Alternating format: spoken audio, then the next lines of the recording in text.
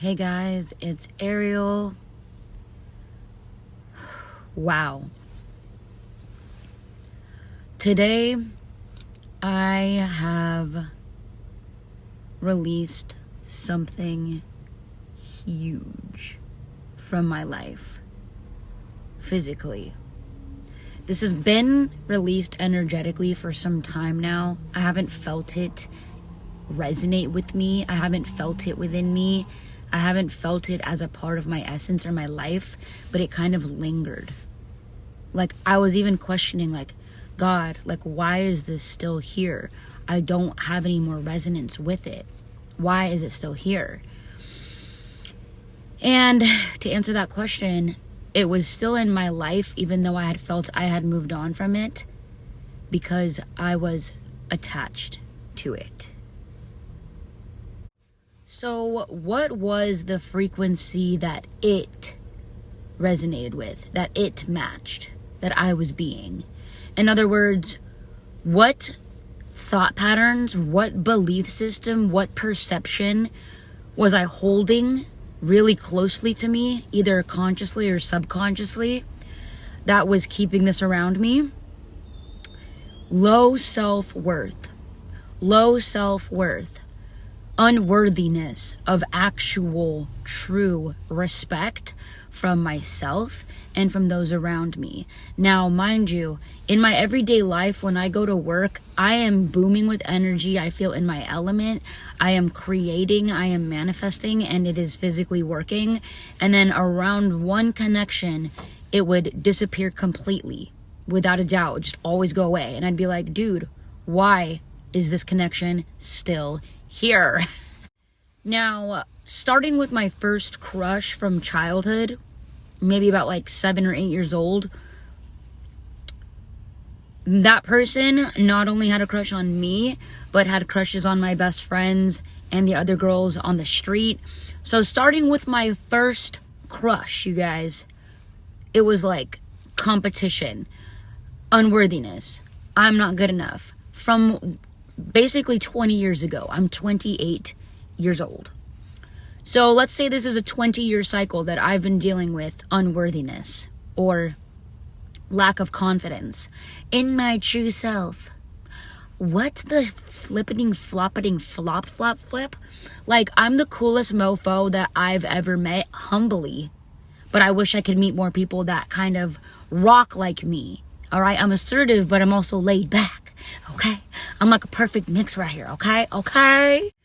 Okay, and then we're moving. Now we're moving from childhood crush to middle school crush, which was like kind of the same person. But then let's go into just a high school. My first love, my heart booming. The one that I was like, ah. See, I never had any delusions like, oh, we're going to make it, we're going to get married. No, I was like, this is a high school relationship. We're not going to be together in our 20s. Like, this is my first love. I know we're just going to fall in love and then we'll split up as eventually. I knew this. I've always known things that I don't know why I know them, okay? But I knew this. Regardless, he was the same way. And this is due to their lack of confidence and their unworthiness of true love, their feelings of unworthiness of true love. So we were matching frequencies. We were twinning, okay? We were twinning.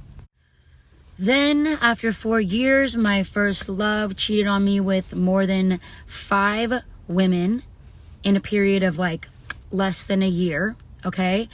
And even began families with a couple of them. So this created trauma, emotional trauma now that I am subconsciously holding and also consciously holding. And I am creating a reality where I believe that I'm always going to be next best. I'm always going to be picked last, or I'm never going to be enough. Now I'm creating a reality that is aligned with I'm not good enough for a loving, divine, sacred relationship. I didn't know these words when I was in my early 20s. I didn't know these words when I was graduating high school. Now I do. So then I ended it with the guy from high school, and then I got back with the original crush from my childhood. So as you can see, that was already the wrong thing to do. He was the one that began my sensations of unworthiness. But you know what? Let me just go date him and now be with him for 3.5 years. I think it was 4.5 years, actually. So now my whole dating experience, I didn't even talk about my first boyfriend because that was just like, Ariel. He just said really rude things about my body, my feminine parts. You know what I mean? Just trauma with these guys, with these boys. And then now I'm turning into a young woman.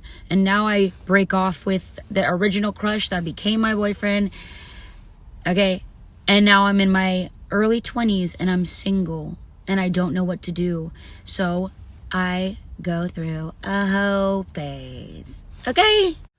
All while I'm going through these like men and like, you know, that sounds terrible, but like as I'm moving in and out of connections, also in my feminine relationships, I'm feeling unworthy. I'm not feeling good enough.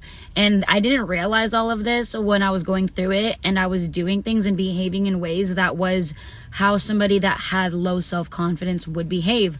I was getting validated by the people around me rather than validating myself. If I would have been validating myself the way I am now, I would have been being such a dope-er person and my creations would have skyrocketed by now. But everything is divine timing, you guys. I will never step out of my power for anybody, not a woman, not a man, not a they, not a them. Nobody is going to make me step out of my truths ever again. There was also family members who had kicked me out, friends who had relinquished their communication. It was a lot in a small amount of time that was like, fuck you. Excuse my language, but the thing is that the reason why my reality was saying a big F you to me was because I was saying F you to me. I was not being nice to me. I was not having self-confidence. I was not telling myself you are worthy of waiting for that love. Wait for that love.